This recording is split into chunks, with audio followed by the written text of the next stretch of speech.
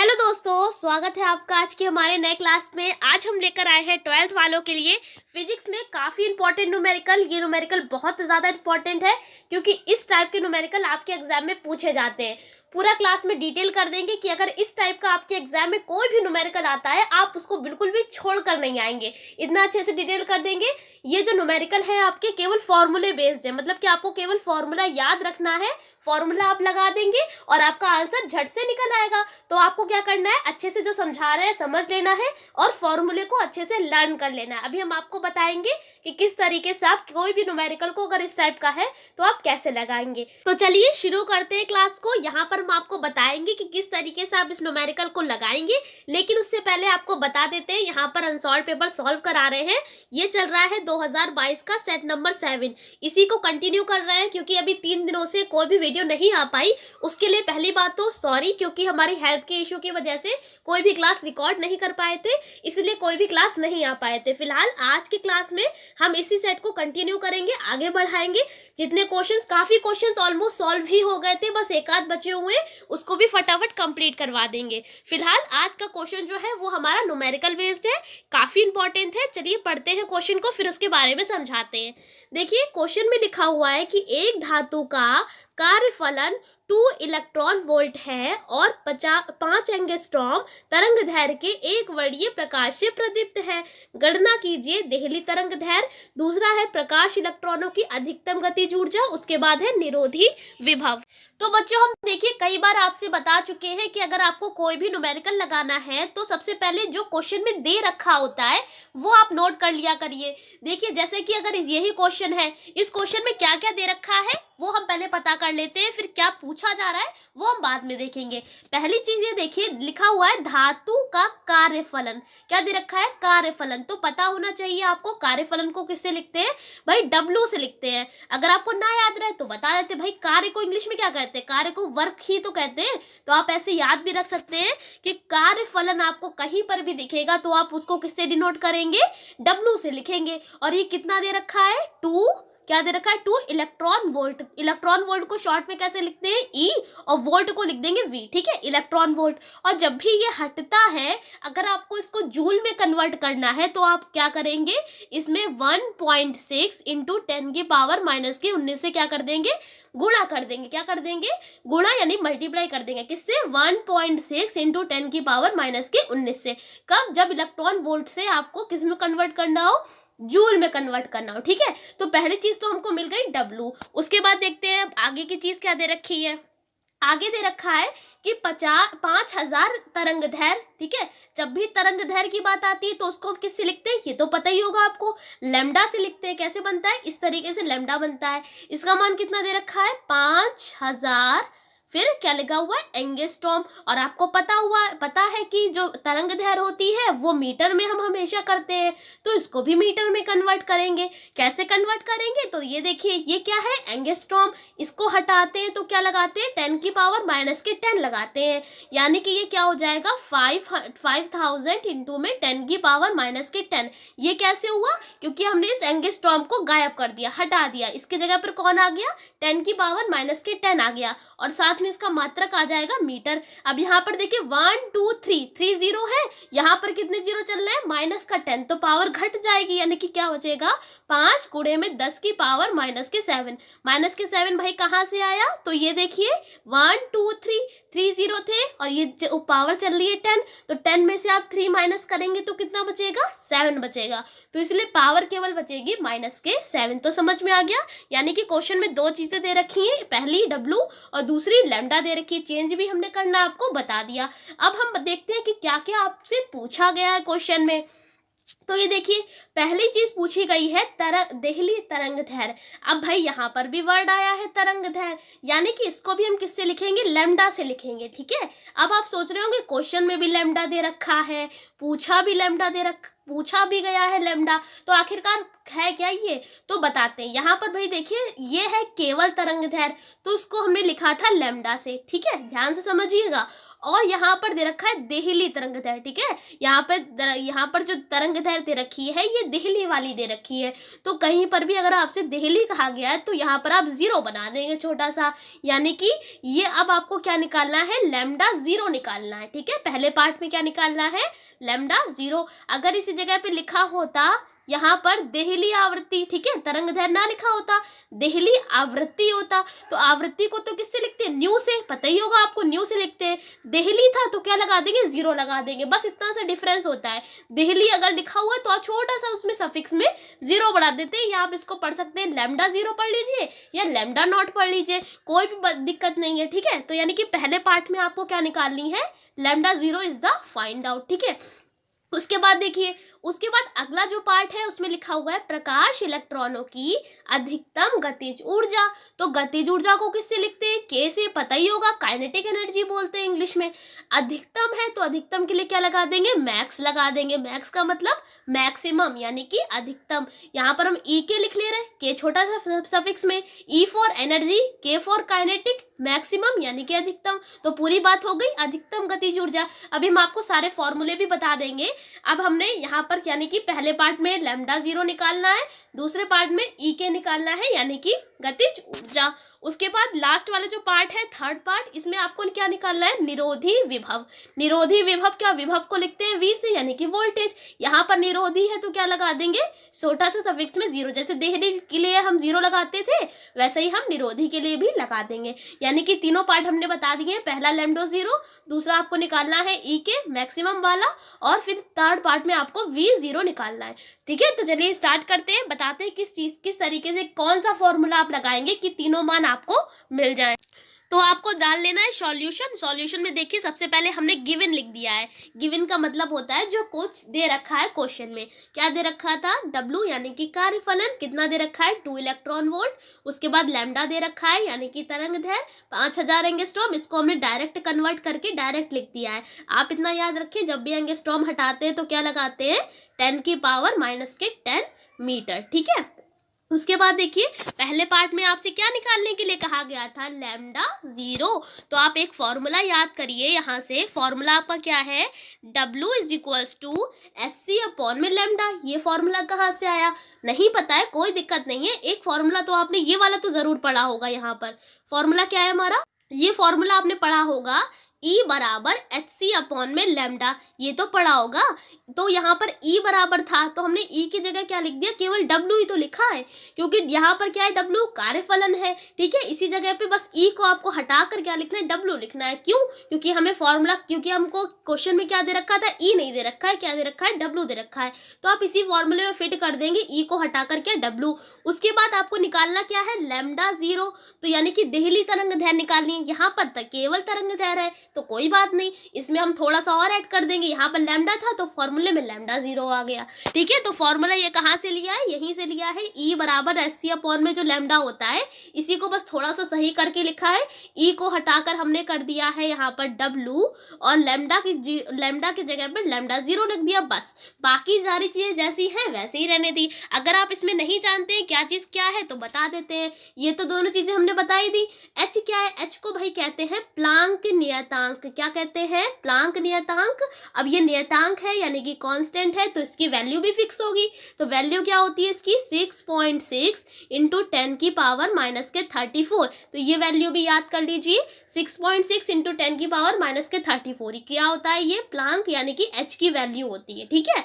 उसके बाद ये C क्या दे रखा है, C होती है प्रकाश की चाल। क्या होती है, प्रकाश की चाल। और प्रकाश की चाल भी फिक्स है, वैल्यू कितनी होती है, 3 इंटू 10 की पावर 8 मीटर पर सेकेंड, ठीक है। तो ये दोनों वैल्यूज फिक्स होती हैं, आपको लर्न भी होनी चाहिए कि H बराबर होता है 6.6 इंटू 10 की पावर माइनस के 34। उसके बाद C की वैल्यू यानी कि प्रकाश की चाल होती है, और ये कितनी होती है, 3 × 10⁸ मीटर पर सेकेंड। तो आई होप पूरी बात आपको अच्छे से समझ में आ गई होंगी। अब बस कुछ नहीं, यहाँ पर आपको क्या करना है, लैम्डा जीरो निकालना है तो आपको पता है जो चीज निकालते हैं, जो चीज हमें पता नहीं होती उसको बराबर के एक साइड करते हैं और बाकी सारी चीजें हम एक साइड कर लेते हैं। तो यहाँ से क्या किया, लैम्डा जीरो को उधर पहुंचा दिया डब्लू के पास। अब डब्लू वाला कहाँ आएगा, तो डब्लू भाई लैम्डा जीरो की जगह ले लेगा। क्या किया है भाई, दोनों की जगह एक्सचेंज हो गई है। लैम्डा जीरो चला गया डब्लू की तरफ और डब्लू आ गया है लैम्डा जीरो की तरफ। तो हमारा हो गया है lambda zero is equal to H C upon में डब्लू। समझा दिया, जहां एच सी भाई अपनी जगह पर ही रहा। बस क्या किया है, लैम्डा जीरो और डब्लू ने अपनी जगह को क्या किया है, एक्सचेंज कर लिया है। अब देखिए यहाँ पर सिंपली क्या करेंगे, वैल्यूज पुट करेंगे। ये देखिए एच की वैल्यू जो भी बताई वो ये रखी हुई है, सी की वैल्यू जो बताई वो देखिए ये रखी हुई है, अपॉन लगाया। डब्लू की वैल्यू क्या थी, डब्लू थी 2 इलेक्ट्रॉन वोल्ट, और हमने आपको बताया जब भी इलेक्ट्रॉन वोल्ट को हटाते हैं जूल में कन्वर्ट करने के लिए तो क्या करते हैं, यहाँ पर हम 1 ये देखिए 1.6 इंटू 10 की पावर -19 से क्या करते हैं, मल्टीप्लाई करते हैं। तो 2 जैसा था वो वैसे ही रहेगा और इसे मल्टीप्लाई कर दी इससे, तो ये किस में कन्वर्ट हो गया, जूल में कन्वर्ट हो गया। ठीक है, सारी वैल्यूज को पुट कर दिया है। इसको सॉल्व कर लेंगे, कैसे सॉल्व करेंगे तो वो भी बता देते हैं। ये देखिए भाई, ये वाले पॉइंट से ये वाला पॉइंट गायब हो जाएगा, मतलब कैंसिल हो जाएगा। उसके बाद देखिए जब आप इसकी आपस में मल्टीप्लाई कर लीजिए, ये देखिए ये कट जाएगा, 2 8 जा 16 और ये 2 3 जा, ठीक है, यानी कि यहाँ पर ऊपर 33 आ जाएगा। जब 33 की 3 से मल्टीप्लाई करिए तो कितना आ जाएगा, 99। इसी तरीके से 8 दूनी कितने होते हैं, 16, यानी कि आ जाएगा 99 अपॉन में 16 आ गया। जब आप इसको डिवाइड करेंगे तो कितना आ जाएगा, 6.18। कितना आ जाएगा, 6.18। अब पावर को भी कर लेते हैं। ये देखिए भाई, पावर यहाँ पर चल रही है 10 की पावर -19। ये जब पावर ऊपर आएगी तो यहाँ से अगर हम इस पावर को हटाएंगे, इसको ऊपर लेकर आएंगे तो ये किसकी हो जाएगी, प्लस की हो जाएगी, क्योंकि किसकी थी नीचे, माइनस की, ऊपर आएगी तो प्लस की। ये भी 19 और ये भी प्लस का 8 है तो दोनों जुड़ जाएगा। तो 19 और 8 कितने हो गए, 19 और 8 हो गए 27, किसके, प्लस के। और ये चल रहा है 10 की पावर -34, तो -34 27 आप घटाएंगे तो कितना बचेगा, 7 बचेगा। कितना बचेगा, 7 बचेगा। ठीक है, इस पावर को बेसिकली सॉल्व किया है। ये पावर ऊपर जाएगी तो हो जाएगी 10 की पावर प्लस के 27, और 27 34 में से अगर आप 27 को घटाते हैं तो केवल 7 बचेगा माइनस का। क्यों, क्योंकि माइनस वाली पावर ज्यादा है। ठीक है, तो ये -7 हो गई। ये कैसे आया ये भी बता दिया, कितना आया था, 99 अपॉन में 16 आया था। तो उस तरीके से सॉल्व हो जाएगा। ठीक है, तो पहला पार्ट तो हमारा सॉल्व हो गया है, लैम्डा जीरो निकाल लिया है। लैम्डा है तरंग दैर्घ्य है तो मात्रक क्या हो जाएगा इसका, मीटर हो जाएगा। तो ये तो आ गया पहले पार्ट का आंसर। दूसरे पार्ट में आपको क्या निकालनी थी, अधिकतम गतिज ऊर्जा। तो गतिज ऊर्जा यानी कि ई के निकालना है। तो हम आपको एक फॉर्मूला बताते हैं। हमने आपको पढ़ाया था आइंस्टीन का समीकरण। क्या पढ़ाया था, आइंस्टीन का समीकरण। तो उसमें हमने आपको बताया था, क्या था हमारा, निकला था 12mv² max is equals to H nu minus nu naught. ठीक है, यही तो हमने फॉर्मूला आपको बताया था। अगर आपको नहीं पता है तो आइंस्टीन वाला समीकरण भी हम आपको प्रूफ करा चुके हैं। उसमें ये फॉर्मूला बनाया था हमने, पूरा प्रूफ कर दिखाया था। क्या होता है, 12mv² max is equals to H nu minus nu naught. ठीक है, और 12mv² ये क्या होती है, गतिज ऊर्जा होती है। तो गतिज ऊर्जा को हम किससे लिखते हैं, ई के। तो आप ई सबको हटाकर या इसके बराबर में आप क्या लिख सकते हैं, ई के। चाहे आप इसको ऐसे लिख लीजिए चाहे ऐसे लिख लीजिए, बात एक ही है, क्योंकि 12mv² क्या होती है, ये भी तो गतिज ऊर्जा का ही फॉर्मूला होता है। अब देखिए आगे हमारा इसकी मल्टीप्लाई कर देंगे एच न्यू, और ये आ जाएगा माइनस का एच न्यू नॉट। तो यानी ये फॉर्मूला बनेगा, ई के बराबर में एच न्यू माइनस का एच न्यू नॉट। ठीक है, कैसे आया, पूरा फॉर्मूला बता दिया है। उसके बाद देखिए एच ऐसे ही रहेगा। न्यू का एक और फॉर्मूला होता है, न्यू बराबर होता है सी अपॉन में लैम्डा। ठीक है, तो ये भी फॉर्मूला याद रखिए, न्यू बराबर होता है सी अपॉन में लैम्डा। एच जैसा था वो वैसे ही रहा, और ये रिलेशन होता है डब्ल्यू बराबर में एच न्यू जीरो में। ठीक है, ये क्या होती है, देहली आवृत्ति होती है, ये कार्यफलन, इन दोनों में रिलेशन होता है। तो यानी कि इसकी जगह पर हम क्या रख सकते हैं, डब्लू।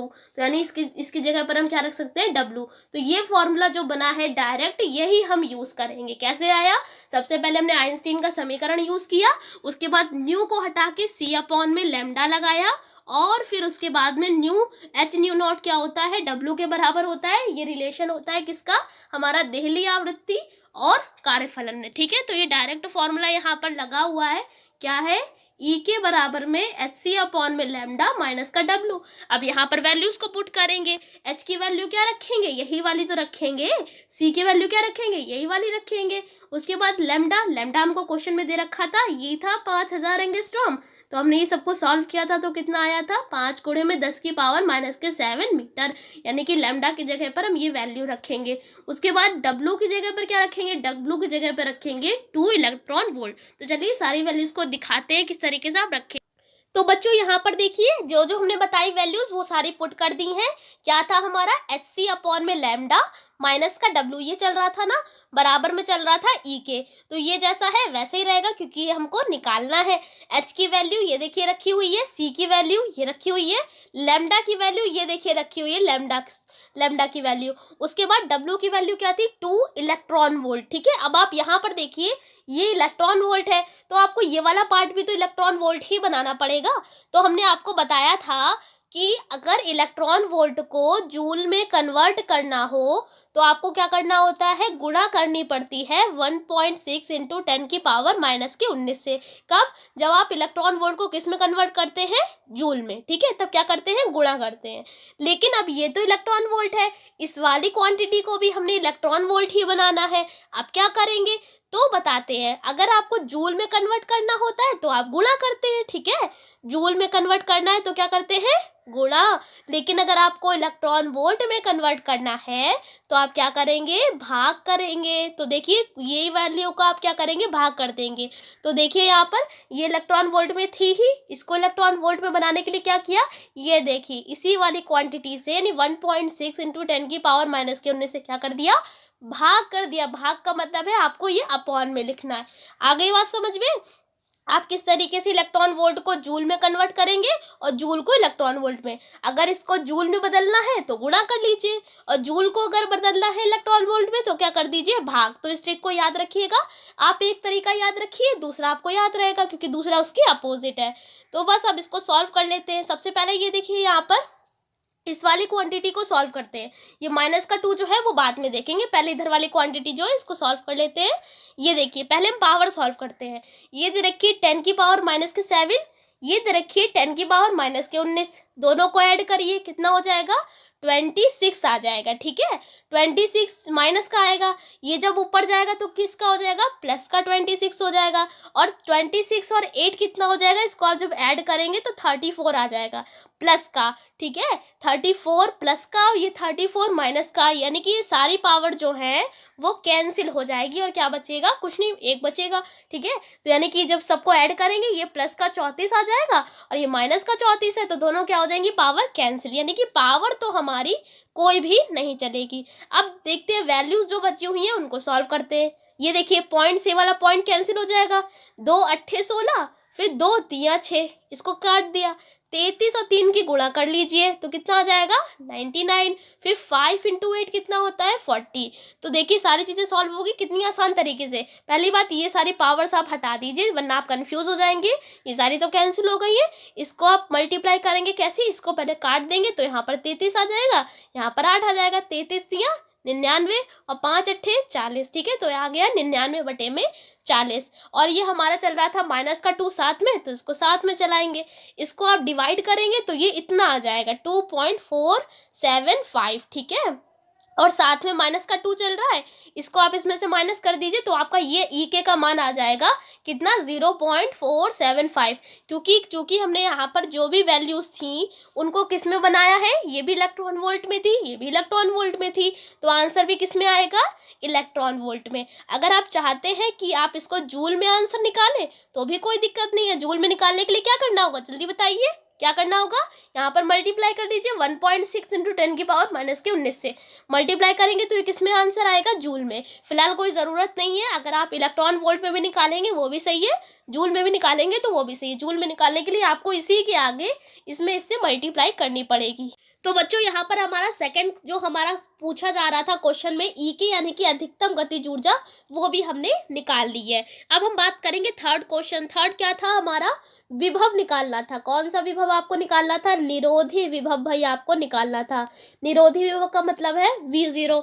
तो इसका भी फॉर्मूला होता है, ये फॉर्मूला आपको याद कर लेना है, K बराबर EV0। ठीक है, ये फॉर्मूला कहाँ से आया? ये तो पढ़ा होगा, K बराबर QV, तो वहीं से आया। Q की जगह पर हमने E ले लिया है। E क्या है? इलेक्ट्रॉन का आवेश है। Q भी आवेश होता है, यहाँ पर हमने इलेक्ट्रॉन का आवेश ले लिया है। उसके बाद यहाँ पर V था तो यहाँ पर V0 कर लिया, बस इतना ही सा तो किया है।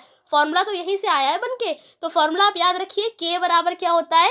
EV0। लेकिन एक्चुअल फॉर्मूला क्या था? K बराबर QV होता है। ठीक है, तो आप इसको याद रखिए।